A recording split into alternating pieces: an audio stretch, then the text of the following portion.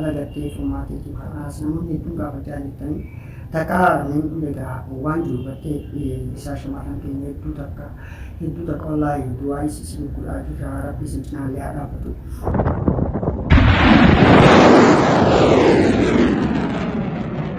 Assalamualaikum warahmatullahi wabarakatuh. Akkam jirtan jaallatamtoota kabajamtoota keenya marti keessan waa salaamani keenya lafa itti isinaa dhiyoosini jechaadha.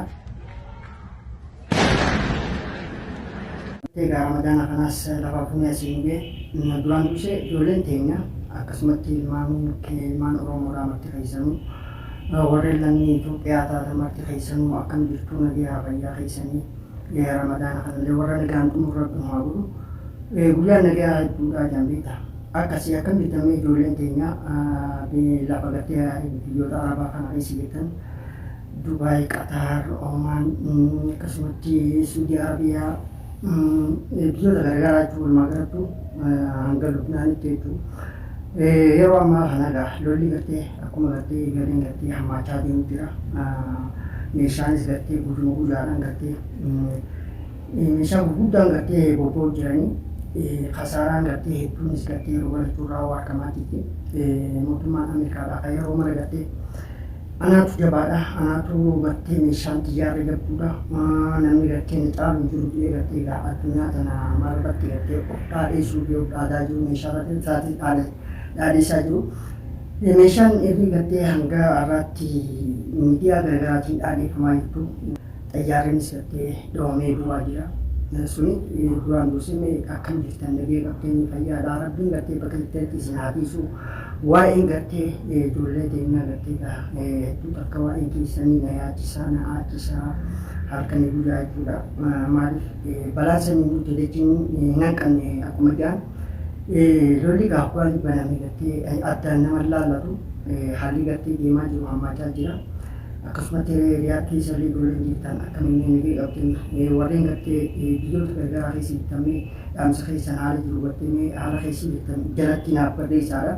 Riyaa dilee gartee gaa'ida safara Ameerikaa gartee gartee gabaa dhoofte Dubaayis meeshaa gurguddaan gartee oomishutti dhaamaatis turte haalli keessa jirtan maal fakkaata rabbis haatisu. Waraanni gartee yeroo gabaabduudhaatti xumura jedhanii yaadan jechuudha. Ameerikaa fi Israa'eel walii galteedhaan jechuudha. Haadha gartee guyyaa jalqaba gartee tarkaanfii fudhatanirraa hooggantoota gartee Iraanii fi namoota gaggeessitoota gartee Iraan hanga barraa kaasee jechuudha. Hoogganaa gartee Iraan jechuudha.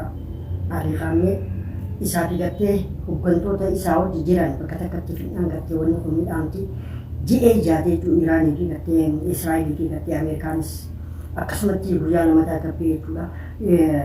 Shaamii gartee Iraan akka gartee carraa kana fayyadamtanii mootummaa gartee nagee biyya keessanii akka eegsisan mootummaan gartee haareenii bakka buutees akka gartee nu wajjaasuutu akka teessoo goonu akka gartee ammas meeshaa isaaniitillee sagansiisan waan jiruudhaa gabbee dubbate maaliif xumurre jechuudha. Garuu Iraan sanboota gartee tarkaanfii ilaalessaa jajjabaa fudhatee jechuudha. Akkasumatti Israa'eel irraas jechuudha. Israa'eel irrattis akka jirutti gartee hawaasni Israa'eel lafa jala jira. Beekumsa lafa galanii jiranii jechuudha. Wanni irraa. Meeshaan gartee akka Iraan itti fayyadamaa jirtu meeshaa gartee akkaan khatiiraa jechuudha. Meeshaa raadaaraas akkasumatti saatalaayitii isaaniitii xiyyaara isaaniitii hanga tokkollee yoo deebise haadha basiidhaa dhawaa jirti jechuudha.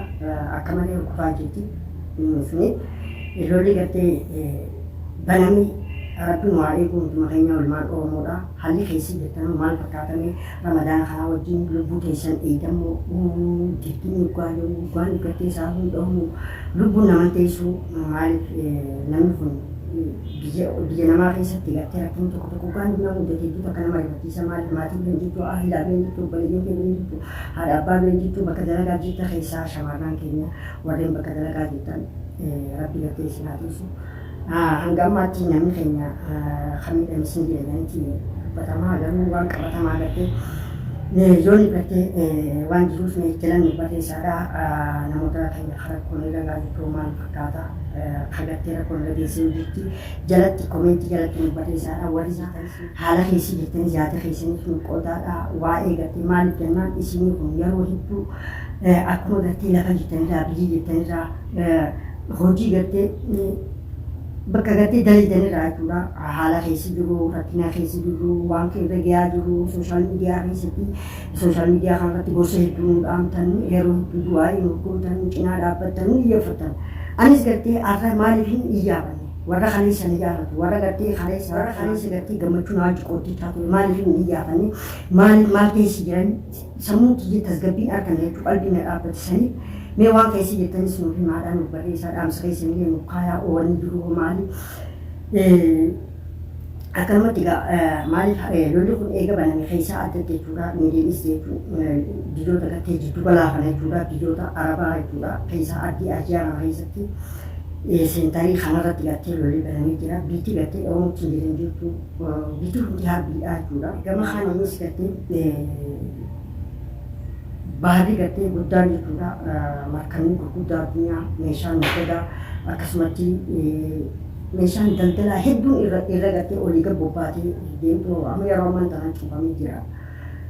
Hanga gartee amma guyyaa muraasa gartee hin cufama kanarratti kasaaraan hedduudha gartee biyyoota hedduurraas gahaa jira. Maal wanni kun gartee bakkattiin tun bakka murteessaadha. Daandii jechuudha. Nagganni addunyaa halkan guyyaa irraa bobba'ee galu akkasumatti daandii gartee peetirooliin gaazii jechuudha. Irra gartee addunyaa kanarratti gartee itti raabsamaa jiru jechuudha. Kanaaf Rabbi nu haa tiisu si'aa gaa'antii addunyaa kanarratti hanga jirutti miskiina hiyyeessaa jee gartee waan nu qusatu garuu ammoo Rabbiin gartee shumoo maal jedhan qawwisi shumoo keessa biyya Rabbi nu haa godhisin jechaadha. Rabbi bakka jirtanitti isin haa tiisu keessaa shamarran keenya hedduu takka wallaahi du'aa isin godhaa jirra Rabbi isin cinaallee haa dhaabbatu. Akkasuma wanni jechuu barbaade waa hundi nu beeku guyyaa Rabbi deemalee hin taatu ilmi namaa kun haala keessa jirtu akkaataa keessa jirtu suma beeka wanni suma daldus hedduudha. Namni kun maaliif hanga beekee jabaa taatu hanga beekee beekumsaa taatu Rabbi deemalee hin taatu beektaa waan guyyaa Rabbi deemalee hin taatu. Akkasumatti haala gartee furmaateetu kanaas namoonni hedduun gaafachaa jirtanii takkaa namni egaa waan jiru gartee gabbaatan hedduun dubbatinaan lallabinaa maal hin jiraatan suni gartee ittuma jirra gamanumaan namni jiru hanga lubbuun hin baanetti abadan humaan ta'uu beektaa maaliif namni jiru ni gufata fayyaa dhaba waysii dhaba rakkinoota adda addaatiif saaxilama garuu rakkinoota san hundaa'uu gartee keessa dabra. Hanga maal jedhan Oromoon gartee fayyaan fardi collee jedhan nagayaa fi fayyaadha wanni guddaan akkasumatti gartee baatii Ramadaanaa tunis baatii kabajamtuudha garuu yeroo mara akka badhallee taatu Iraaqis gartee yeroo gartee Ramadaanaatti gaafa gartee Saadaam Hussein dhawan Rabbi Ramadaanaa gurgure yeroo Ramadaanaatti yeroo hedduu gartee irra bobba'anii dhawaa turan akkasumatti Palestiinis gartee akkasumatti yeroo gartee Ramadaanaatti kanaaf nama jirtu bakka jettan ilmaan Oromoo maddisiisanuu Rabbi isin haa eegu akkasumatti gartee nama keenya hundaa Rabbi haa tiisuu biyya kanallee biyyoota biraallee Rabbi nagaa haa buusu jechaadha. Akkasumatti gartee biyya keenyallee Rabbi nuuf haa tolchuu biyya gartee irraa baqatanii biyya gartee itti baqatan Rabbi nu haa godhu maaliif hedduu gartee namni keenyaas gartee biyya irraa haala rakkinoota garaagaraatiin gartee lafa gartee ardii Eeshiyaa tanaa fi Afrikaa keessaas akkasumatti biyyoota garaagaraa irraa facaanee jirra. Facaa kana gaarabummaan gartee dandeetuma isaatiin walitti haa qabu malee alhamdulillah waan hundaafuu hangamaa gartee yaanee biyyoota garaagaraa irrallee jiraannu nagee qabaanee fayyaa qabaanee yoon gartee dhufnee wallaaluu dhaqqabne sooshaal miidiyaan kun jiraatee gabbaanee assalaamu alaikum akkam jirtan nagayaa fayyaadhaa waliin jechuun hin goomtu suniif Rabbi gartee furguggee balaa deemtu tana jalaa Rabbi gartee isin haa tiisuu shamarran keenya abshiruu Rabbiin gartee warra kana keessatti dabru Rabbi nu haa godhu namoonni gartee immoo rakkinoonni gartee biyyoota garaagaraa keessaa addii Arabaa tanaa addii dawla Arabaa tana keessa warri jirtan marti keessamee warri jirtanis haala keessa jirtan waan gartee ta'amaa jiru yaada keessanis sun qoodaadha.